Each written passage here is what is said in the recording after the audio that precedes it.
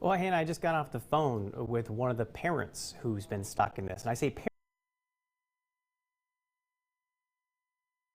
parent who's at preschool. And when he called the preschool to let them know that he's stuck in this, it's now been over 5 hours. He's been trying to drive to that preschool. He was told that his son is one of 5 kids that is still waiting for their parents. So this traffic jam is really causing all sorts of issues. You mentioned that school bus. One of the drivers out there told me that some of the parents actually drove over near it and that kids were going over concrete stanchions using a pedestrian area to get over to parents' cars on the other side. So this is causing absolute chaos. Now, we just got off the phone with one of these parents, so I don't have a whole lot of time to turn around the audio for you, but I want to give you just a snippet of his words verbatim as he said to me. He said, quote, "Leading to the roads today, there was not a single sign as I went to pick up my son that would suggest this would be such a big closure, so I'm assuming a little communication would have gone a long way."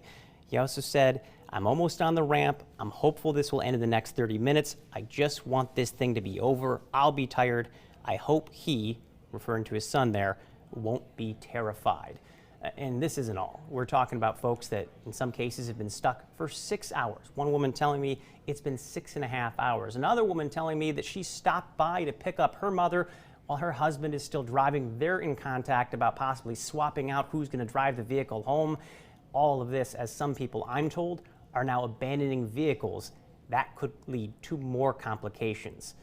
Hannah, we'll continue to track this story. Hopefully we'll have more for you tonight at 10. Wow, it's crazy. He just said 6.5 hours for some people stuck in that area. And there is a lot of confusion right now. So what do people need to know and what are the alternate routes? Well, what people need to know is the DOT, they did put some word out on social media as well. We talked to PIO Tom Pierce, and he said that people have been warned, especially with the Seahawks game. But again, if you're not on social media and you're not watching the news, then you may not know about this. They do put signs up in some of those signs that articulate their message as they look over when they're driving along the freeway. But here's the backup. Some of it's starting to move. I want to express that this is westbound I-90, and this is near the Bellevue area as you're trying to go to Island Crest Way. You are allowed to exit on Island Crest Way.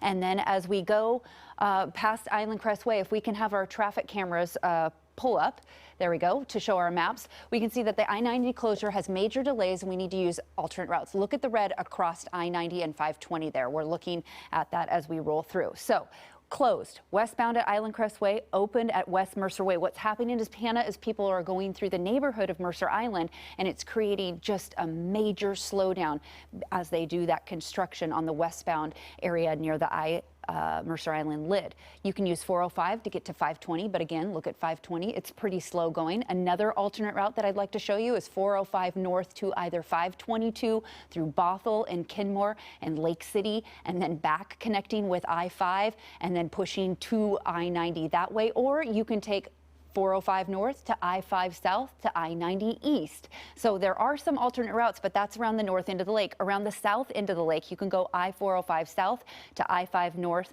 to I-90 east. So again, this is going to create headaches throughout the weekend.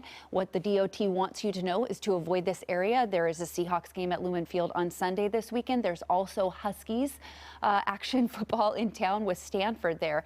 So getting to and from across the lakes, Hannah, will be very difficult at times. You do not want to be caught on this if you're heading westbound. I would avoid this at all possible routes if you can, and try your very hardest not to go through Mercer Island. If you don't live in Mercer Island, you can always go to the DOT website, and that gives you all the information tools there.